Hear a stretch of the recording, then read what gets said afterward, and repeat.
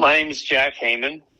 I've been a member of the International Longshore and Warehouse Union since 1980, and one of the first actions that I participated in and helped organize was the 1984 anti-apartheid action against a ship from South Africa. It came into the port of San Francisco when Local 10 organized a strike against the ship, refusing to load the South African cargo, or unload, rather. I've been involved in many international struggles with the ILWU. I was a representative for the Longshore Union in the Liverpool Dockers struggle that went from 1995 to 98, that organized the most militant dock workers unions on the globe in support of their struggle. I was the initiator of the resolution on Mumia Abu Jamal, in which all ports on the West Coast were shut down. That was 1999, and we had a magnificent march in San Francisco, 25,000 protesters demanding freedom for Mumia, and that was led by the International Longshore Workers Union, Local 10. And then there was the Charleston Longshore struggle, in which the employer, the ship owner, Nordana Lines, attempted to, they broke the contract with the Longshore Local there, ILA Local 1422, and they went non-union. It's a right-to-work state. So they thought they could get away with it, but Local 10 went to their aid because their union leadership in New York, President John Bowers of the ILA, wouldn't support their struggle. But we did. We flew out there. I flew out with the president of Local 10, Lawrence Thibault, and told them that we would be backing their struggle. And we did. We took it to our convention in 1999, and I got the entire union behind it. And then we went on to get the AFL-CIO to back their struggle. That was a magnificent struggle, and historic as well. And then I think the last big action that I was involved in was just before my retirement. We passed a resolution that I crafted for Local 10 that went to the caucus, which is the convention of the Longshore Division of the ILWU, and it passed. And that resolution called for shutting down all the ports on the West Coast in opposition to the wars in Afghanistan and Iraq. And I believe it was the first time that there's been a strike against an American-led imperialist war in which there was a strike by a union in the U.S. So I was really proud that our union could accomplish that feat. So that's basically my short biography. To talk about what happened at the last Local 10 meeting, what was passed, and what's going to happen to it, and the relevance to working people in this country and internationally. In 2008, when all the ports on the West Coast, including Canada, were shut down in opposition to the war in Afghanistan and Iraq, what's similar now to that action is that the union leadership in 2008 was opposed to that resolution. Nevertheless, ILWU is still a democratic union, and the opposition to the president in favor of shutting down the coast prevailed. So I think this is a similar scenario, because now the international president of the ILWU, Willie Adams, is in support of the genocidal war, Israel's genocidal war against the Palestinians. In fact, he made a trip to Israel in 2006, sponsored by the Zionists, came back, wrote an article about that trip, and just praised the Zionist government and omitted any kind of reference to the plight of the Palestinian people who were suffering terribly under Israeli oppression. So this is what we're facing today, which is we're going to have a convention next month in June in Canada. So some of the ILWU locals on the West Coast here are actually opposed to the war. And that is Local 10 here in San Francisco, Oakland, Local 8 in Portland, and then we have the Marine Division of the ILWU, which is the Inland Boatmen's Union. They've come out with a statement against the war. And Local 5 up in Portland, Powell's bookstore workers, had a resolution, have one, that's coming up again at the convention because it was voted down at our International Executive Board meeting, chaired by the president of the ILWU, who is an unabashed supporter of the Zionist government. So there's going to be an interesting struggle at the convention and the caucus, which follows. The caucus is only the longshore side of the union. The convention is organized for the entire union, all divisions of the union. So we'll see what happens. It's going to be interesting because there are a handful of ILWU locals in the U.S. that are opposed to this genocidal war. But in Canada, the entire ILWU Canada on the West Coast made a statement, came out against the war. So it's going to be interesting to see how this goes. And from where I'm sitting, I think that Netanyahu is insistent on raiding Rafah, and it's going to be a massacre on steroids, because we've already seen thousands, 42,000 dead people, mostly children and women. And going into Rafah, which is more or less the last refuge left in the Gaza Strip, it's going to be a catastrophe, another Nakba. It already is, but it's going to be, this time, I think, on steroids. So we have the power. The working class has the power to stop this war. There was an appeal by the Palestinian General Federation of Trade Unions, issued just last month, calling on all transport unions to refuse to load Israeli cargo in general, and specifically and especially not to handle the war material. We want a hot cargo, that war material. And NUMSA, the National Union of Metal Workers of South Africa, the largest union in that country, has come out with the same position, calling for workers around the world to refuse to handle Israeli cargo.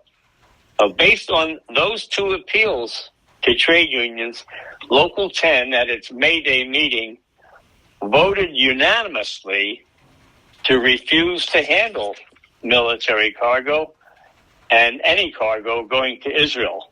We have the power. The working class has the power to shut down this war. But we need to do it in a coordinated way. It can't be one union here and another union there, because the Zionists will always find a way, if we're split up like that, to get what they need, however they need to do it. The only way this could really be effective is if it is coordinated internationally. And that means we're going to have some sort of support from the International Transport Workers Federation. Hopefully we'll get support from the International Dock Workers Council. These are important trade unions that organize the transport sector, particularly in maritime. So I think our convention is going to be important politically for the working class. And I think Netanyahu and the Israeli offensive forces, the IOF, not the IDF, they're not defending anything. They're just committing genocide. So we call it the IOF. If they go into Rafah in some continuation of this bloodlust, it's going to exponentially raise the level of struggle, because more and more people are going to get involved in this. It's already happening on the campuses. It's going to spread more to the trade unions that have the power to actually stop the war material from going to Israel. And what do you think about the recent attacks of the Zionist and fascist at UCLA mobilizing to shut down these encampments, and what should labor do about them? Well, I've seen this film before. This didn't just start in 2024. You had attacks like this by Zionists back in the 70s. And again, they used the name defense. You may remember, Steve, the Jewish Defense League, JDL. They were a fascistic group, a Jewish group, a Zionist group that went around attacking anybody who dared to criticize Israel. I think it's incumbent upon the labor movement to stand up for free speech, for the right of students to organize, for the right of students to have an encampment. My goodness, the trade union movement has picket lines.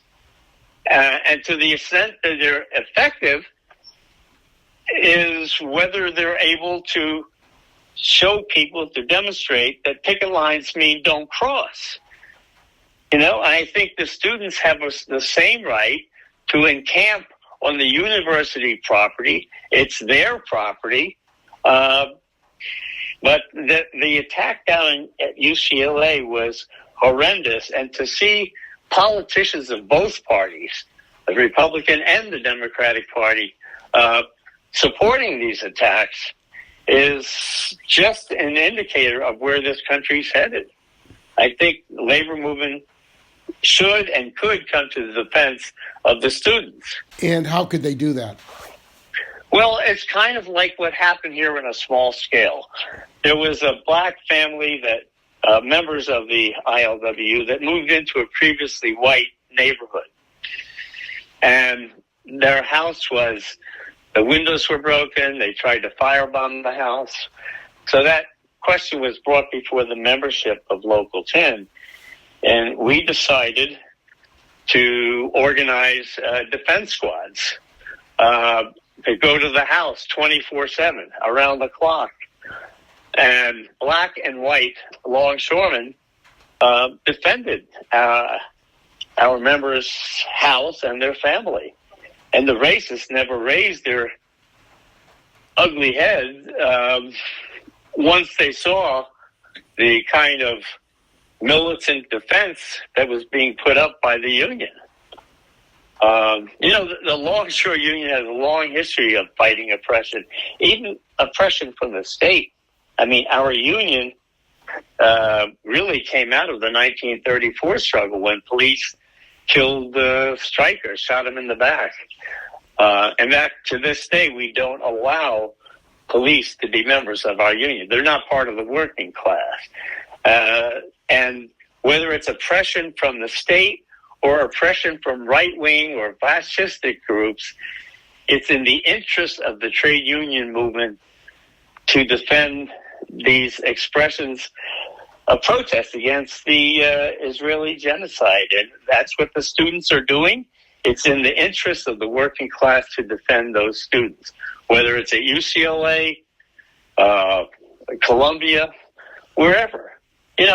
It was workers and students in 1968 that almost toppled the bourgeois government in France.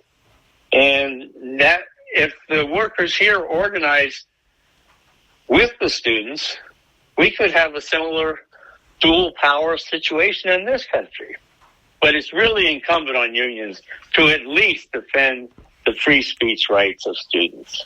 And how are you going to try to get support for that resolution going to the ILWU convention in Vancouver? Well, the interesting thing about the convention is that the largest body in the ILWU that's publicly come out against the war are the Canadian sector of the ILWU. So that's one thing that's really important and is the basis for organizing other locals of the ILWU. That the host committee is opposed to the war. The problem is we have international president and officers that have not spoken out against the war. And that's a big problem because that's a 180-degree turn from all the previous administrations of the ILWU. So this is unique. We've always opposed, that is, the ILWU has always opposed U.S. imperialist wars, going back to the Korean War in the midst of the McCarthy period. We opposed U.S. imperialism, and we defended the Koreans and the Chinese. So for them to now support the U.S.-NATO war in the Ukraine, that is the international officers of the Longshore Union, defending this Zelensky/fascist government, or fascistic anyway, the Azov brigades and so forth, is unconscionable. The ILWU would never have done this just several years ago. But there's a real, I guess, a sea change in the ILWU to the right, unfortunately. But where we're strongest in terms of going up against the bureaucracy is there still is a modicum of workers' democracy in the union, number one. Number two, the convention is going to be held on the turf of a country that is opposed to the war, ostensibly, the ILWU, that is, ILWU Canada. And I think we have a chance to organize other unions because day by day, there are more people becoming opponents of this war and others who are defending the rights of students to have encampments, to protest the war. So it's a growing movement, and thanks to Netanyahu and his fascistic government, it's a movement that's growing. And I think there's a good chance next month that ILWU will go take the position, which it has done historically, in opposing this war. Just one quick point here is that in 1984, it was the Longshore Union here in San Francisco that voted, the union members voted to strike against the first ship that came in from South Africa to oppose that government, which was in 84 shooting down miners for striking, arresting the leaders and so forth. And we did that for 11 days. Steve, I think you were one of the participants out there protesting the war, weren't you? Yes. Yes. Yeah, the apartheid government, rather. Yeah. So it had a lot of support of the Bay Area folks, and that's what our union has always done, is defend the oppressed, not the oppressor. So I think it's going to be a very interesting fight in Canada. And it's another propitious point here is that this convention is taking place on Juneteenth. that week of Juneteenth. And I think that's going to be, that particular day, I think it's going to be perhaps a day of enlightenment maybe for some of the delegates, or revisiting what our history is in terms of defending the oppressed. I know it particularly resonates in Local 10, which is a majority black union, identifying with the Palestinian people.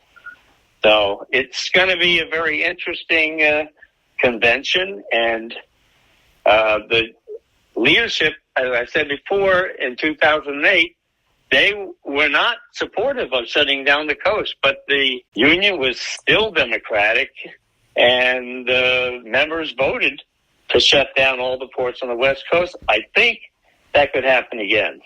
And the AFL-CIO is directly connected with the Israeli, they call themselves a trade union, the Histadrut.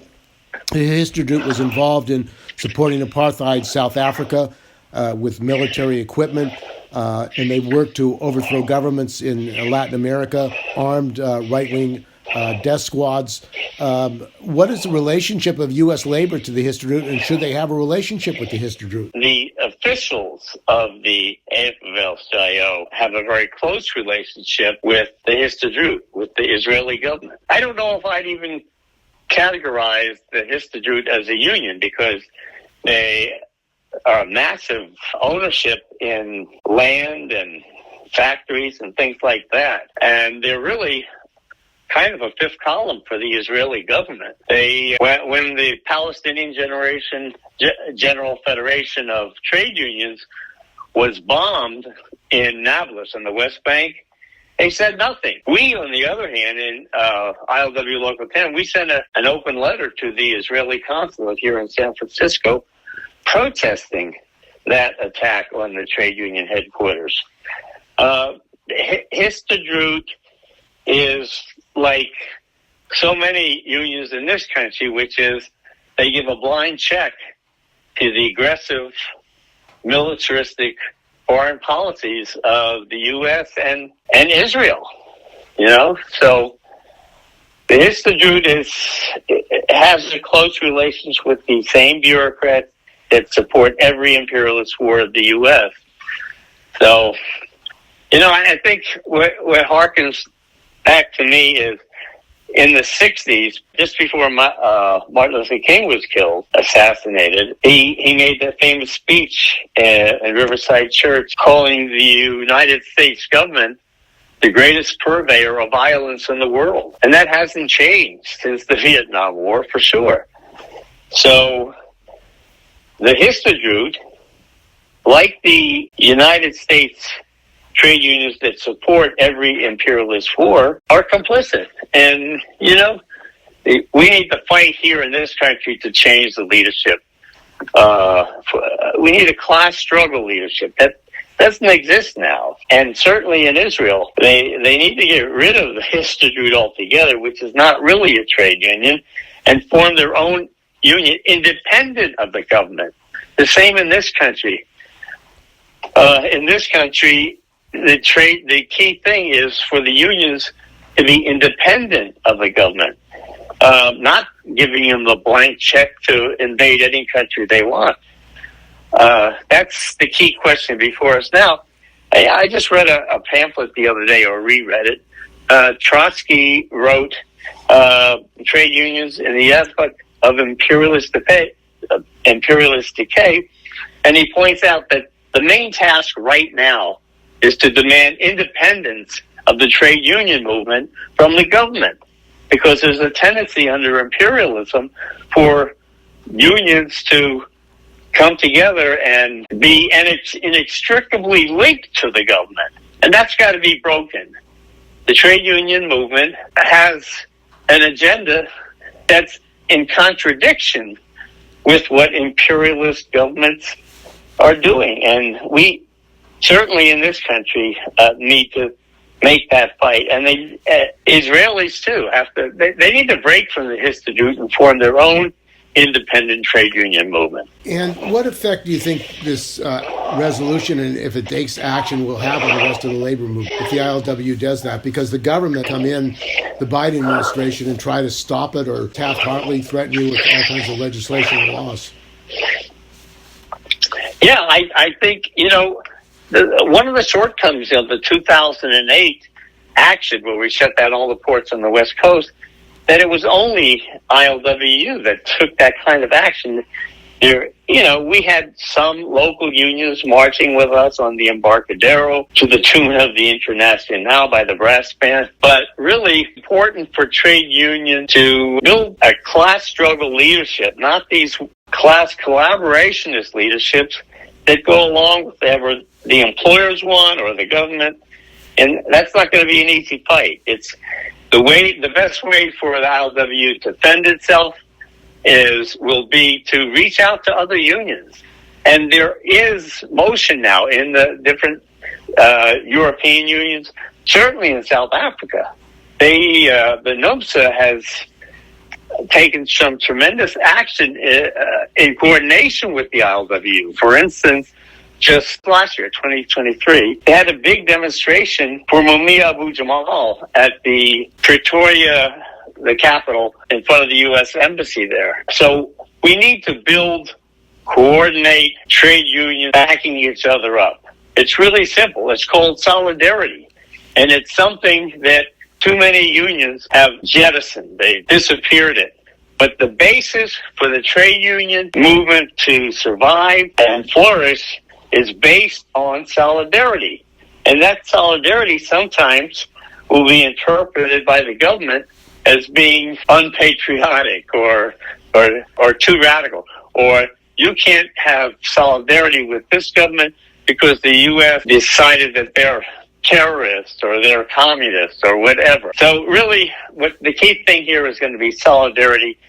And coming out of the convention, if we pass the resolution, you're right, we can expect to have tremendous oppression from all sorts from the government.